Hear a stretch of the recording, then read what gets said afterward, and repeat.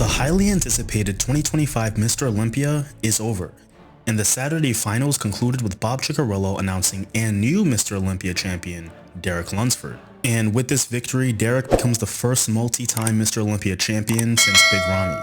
And this might indicate to some people that the judges believe that he could be the next dominant champion in bodybuilding. But you know, the thing about this dominant champion idea that I've been holding on to the last few years is that we may not get that in this era. Yes, the judges crowned Derek as the Olympia champion this year, which we will get to later in the video, but last year he did finish in 3rd place. While this year, reigning Mr. Olympia champion Samson Dauda finished in 4th. And just when the fans thought the judges were done favoring shorter bodybuilders and the era of Hadi and Derek was going to be short-lived, we get a Derek Lunsford Olympia reign 2.0. A reign which only 2 days in is already under a ton of scrutiny. Scrutiny that I think is very fair when you consider the caliber of bodybuilders that he did beat out and how contested a lot of those poses were. I mentioned in a previous video that I did on Samson's victory in 2024 that the margin for error in this era is extremely slim. And I imagine that at this level it is really hard to bring your best physique every single year. But the variance in placings that we've been seeing among these Olympia champions is unprecedented. And I'm getting to a point where I'm starting to accept that it's gonna be a while before we see another Phil Heath. And that's perfectly okay. It's entirely possible that the judges and the IFBB do not want another Sandow gatekeeper. But it's also entirely possible that the judges don't even know what they want and are going based on vibes this year. But to go into a deeper analysis, let's take a look at the good, the bad, and the confusing at the 2025 Mr. Olympia.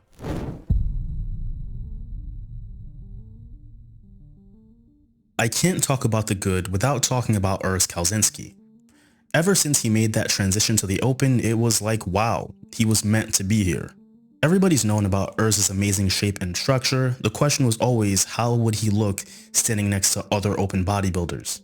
And he held his own, especially in the finals. Now, I don't think anybody was expecting him to beat some serious names. He did not make the top 10, but his future in Open is very promising. And another competitor whose future is very promising who did make the top 10 is Good Vito.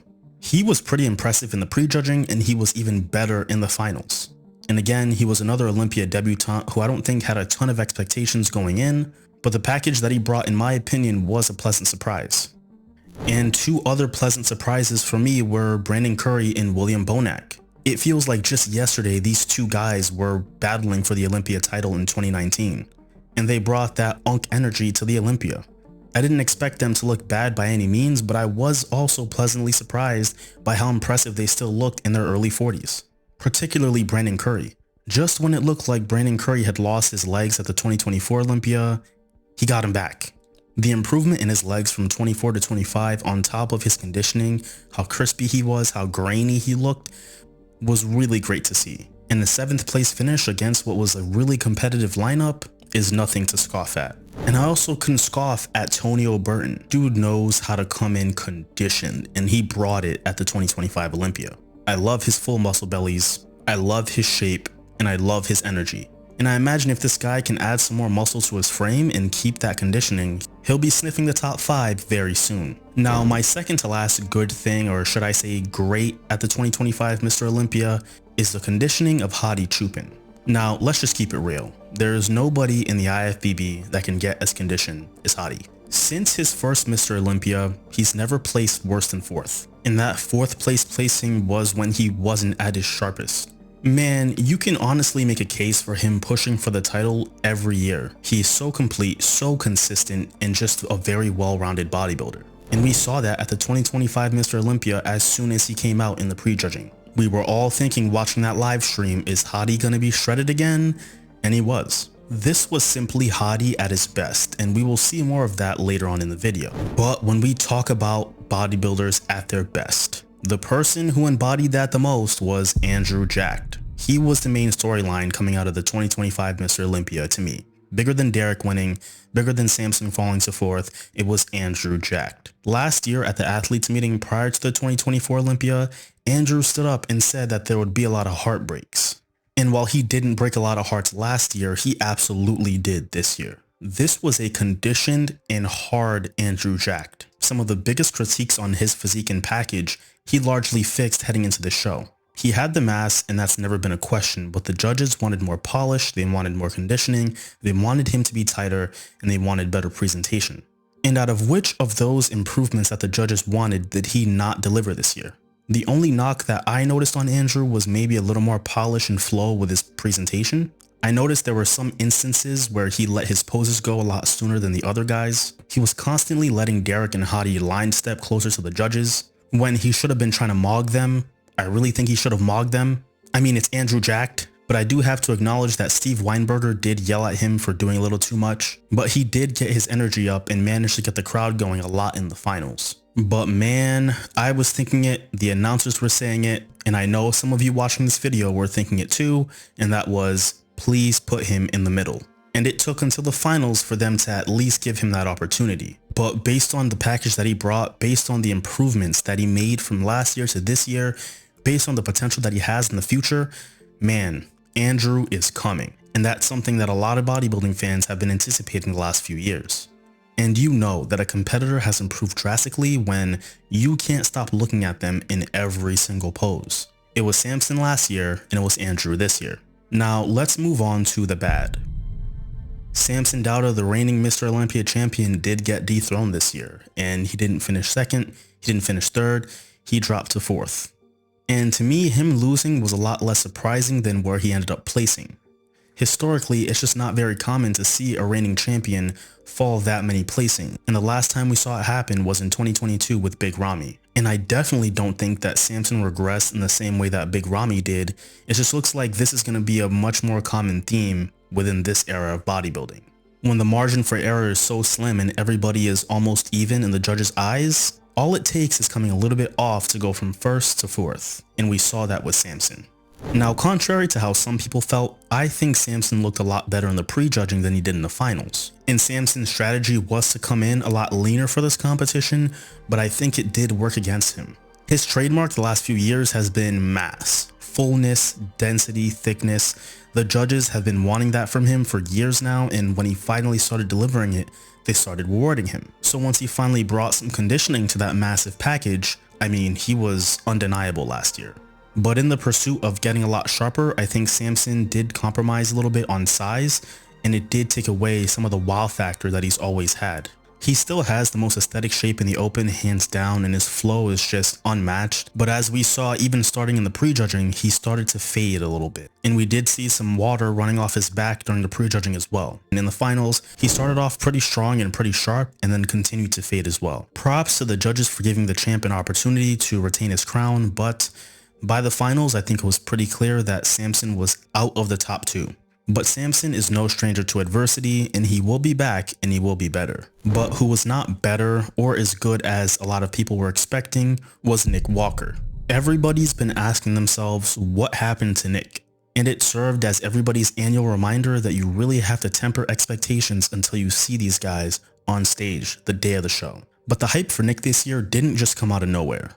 He stunned at the Pittsburgh Pro and New York Pro this year. And in Pittsburgh in particular, he was really pushing Derek Lunsford. But when I see some of these guys having amazing starts to the year, I can't help but get a little bit nervous. It's hard enough to peak once, but to peak twice in a year is kind of a tall order. And for Nick Walker, it just looks like he peaked earlier in the year. I think his size was still on par, but his conditioning wasn't. And his color also wasn't as saturated as we're used to seeing. And I don't think that did him any favors either. And what also didn't do him any favors was Martin Fitzwater, because he was absolutely on, especially in the conditioning department. And when you combine the fact that Martin does have a nicer flow to his physique, it was trouble for Nick Walker from the prejudging. And don't get me wrong, placing lower than Martin Fitzwater is no knock at all, because he is an elite bodybuilder.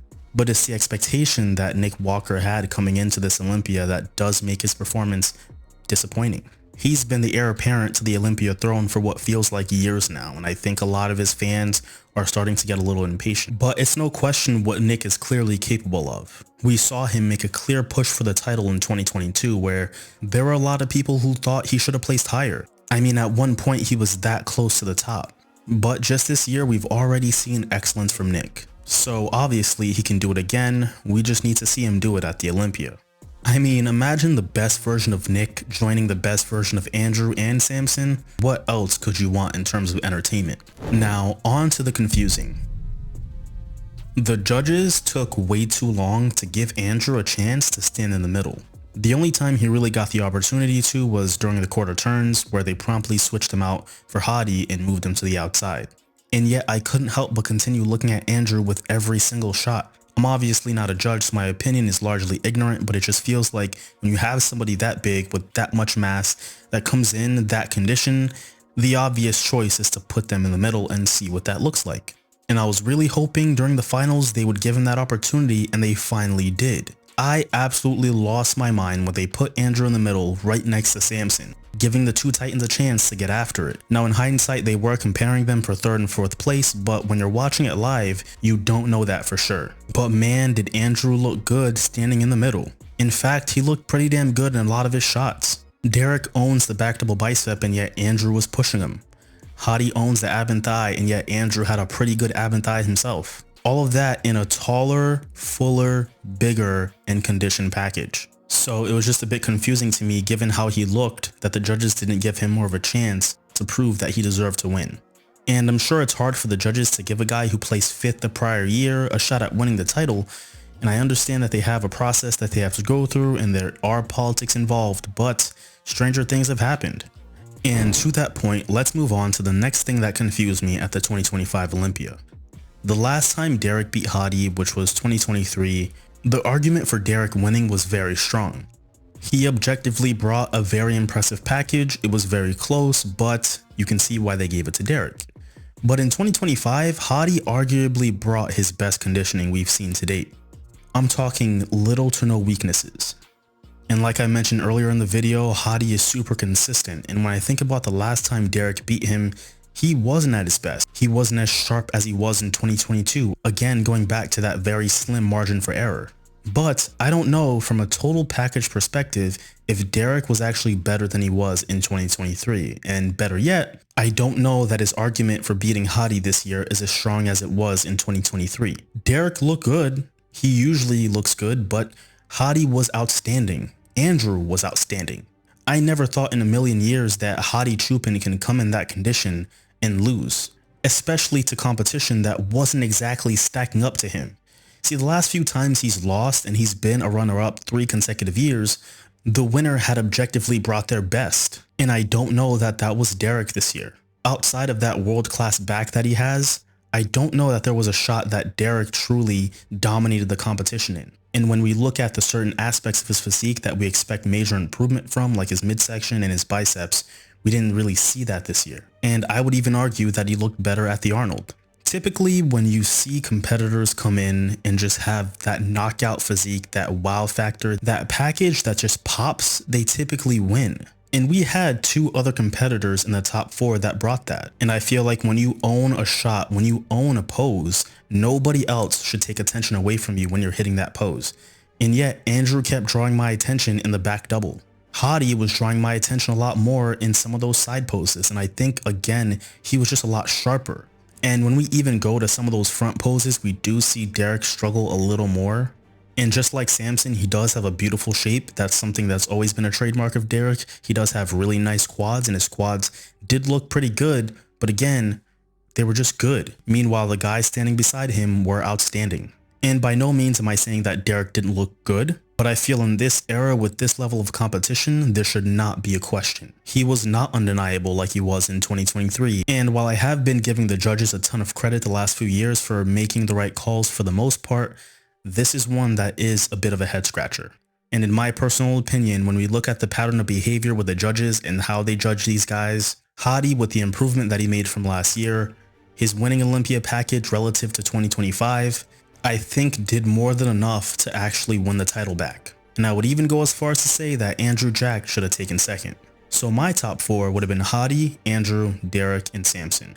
But like I say all the time, the Mr. Olympia is not just a physique. The title itself encompasses so much more. And to the judges in 2025, Derek's physique combined with the intangibles did warrant giving him the title back. So despite the critique, congratulations to Derek Lunsford. He did do a great job of using that platform the first time around to bring more eyes to bodybuilding, and I'm sure he'll do the same during his second reign. Now, the last confusing part of this year's Mr. Olympia, particularly in the men's open final, was the announcement of the winner.